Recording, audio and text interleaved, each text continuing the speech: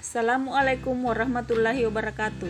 Perkenalkan, nama saya Asriani Muhdar, jurusan S1 Kebidanan Universitas Megabuana Palopo.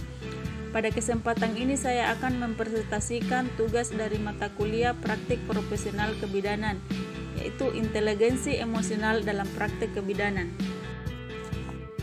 Adapun dari pengertian inteligensi atau kecerdasan adalah suatu kemampuan untuk memecahkan masalah, kemampuan dalam berpikir belajar, memproses sesuatu dan menyesuaikan diri pada lingkungan. Dasar kemampuan dalam teori kecerdasan emosi. Kecerdasan emosional adalah kemampuan diri untuk mengenal emosi diri sendiri, emosi orang lain, memotivasi diri sendiri, dan mengelola dengan baik emosi pada diri sendiri dalam berhubungan dengan orang lain. Sedangkan emosi adalah perasaan yang dialami individu sebagai reaksi terhadap rangsang yang berasal dari dirinya sendiri maupun dari orang lain.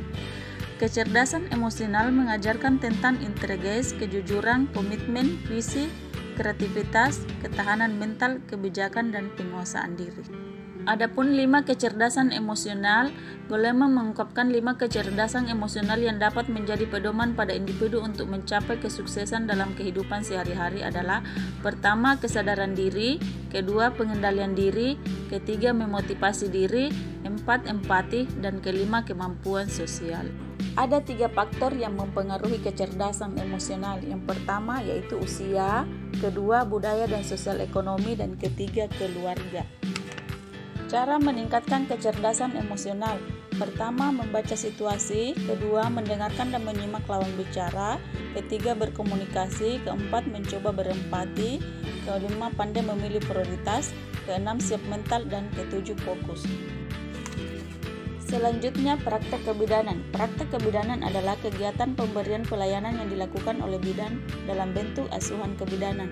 Sedangkan kompetensi bidan adalah kemampuan yang dimiliki oleh bidan yang meliputi pengetahuan, keterampilan, dan sikap untuk memberikan pelayanan kebidanan. Selanjutnya, budaya kebidanan.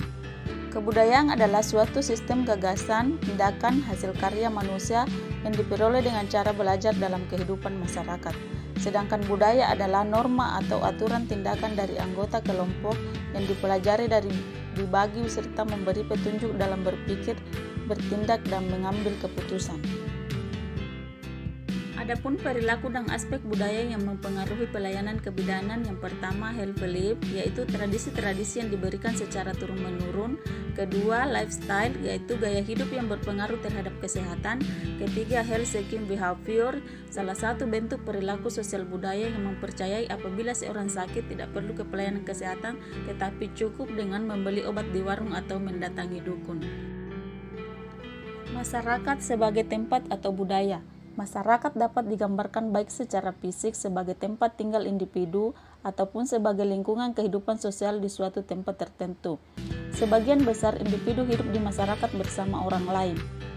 Melalui hubungan masyarakat, individu mengembangkan dan mendukung sistem kepercayaan tentang keluarga sehat, sakit, serta penyakit. Adapun perilaku budaya masyarakat dalam praktik kebidanan selama kehamilan. Perilaku budaya masyarakat pada masa kehamilan, misalnya usaha yang harus dilakukan untuk mengupayakan keselamatan bagi janin dalam proses menjadi bayi hingga saat kelahiran, misalnya upacara 7 bulanan. Sedangkan peran bidan terhadap perilaku masalah kehamilan yaitu KIE tentang menjaga kehamilan, yaitu dengan ANC teratur, komunikasi makanan bergizi, batasi aktivitas fisik, dan tidak perlu pantang makanan. Dan perilaku budaya masyarakat dalam praktik kebidanan selama persalinan. Perilaku budaya masyarakat pada masa persalinan, misalnya bayi laki-laki adalah penerus keluarga yang akan membawa nama baik, sedangkan bayi perempuan adalah pelanjut atau penghasil keturunan. Peran bidan terhadap perilaku masa persalinan yaitu memberikan pendidikan pada penolong persalinan mengenai tempat persalinan, proses persalinan, perawatan, dan pasca persalinan. Selanjutnya, perilaku kebudayaan masyarakat dalam praktik kebidanan selama masa nifas. Misalnya, setelah bersalin ibu dimandikan oleh dukun, selanjutnya ibu sudah bisa merawat dirinya sendiri lalu diberi jamu untuk peredaran darah dan menyusui. Dan ibu masa nifas tidak boleh minum banyak, ibu tidak boleh keluar sebelum 40 hari karena bisa sawan, ibu tidak boleh makan terong karena akan membuat bayi demam.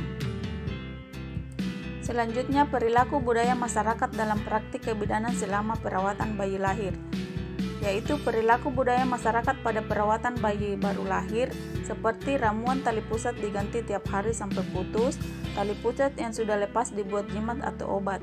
Sedang peran bidan terhadap perilaku perawatan bayi baru lahir, memberikan pendidikan tentang perawatan bayi baru lahir yang tepat dan benar, dan memberikan penyuluhan pentingnya pemenuhan gizi pasca bersalin bayi dan balita. Terima kasih, sekian dari presentasi saya. Wassalamualaikum warahmatullahi wabarakatuh.